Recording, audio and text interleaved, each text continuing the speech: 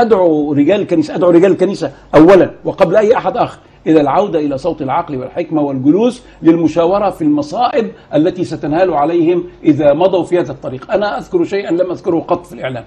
من سنوات التقيت بالبابا شنودة، التقيت عدة مرات به، لكن في اللقاء الأول بي كان بيني وبينه حوارات في مسائل كثيرة معلقة بين المسلمين والمسيحيين.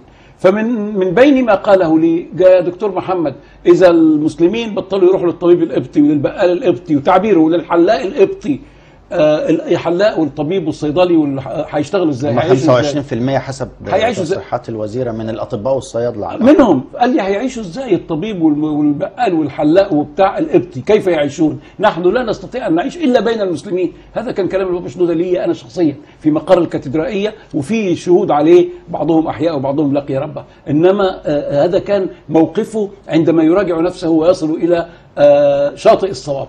عندما تصل الأمور إلى ما نحن فيه من إهدار أحكام القضاء، من التهديد بالاستشهاد، من تخزين السلاح، من الزعم بأن المسلمين 94% من أبناء الوطن ضيوف على المسيحيين 6% من أبناء الوطن، هذه كلها تؤدي إلى إشعال النار. وإذا لم يتوقفوا عن إشعال النار فسيصدق فيهم قول الشاعر: لئن لم يطفها عقلاء قوم يكون وقودها جثث وهام. فقبل أن يكون وقودها جثث وهام عليهم أن يعودوا إلى العقل والرشد بدلا من الطريق الذي يسيرون فيه، طريق لا يؤدي إلى أي مصلحة.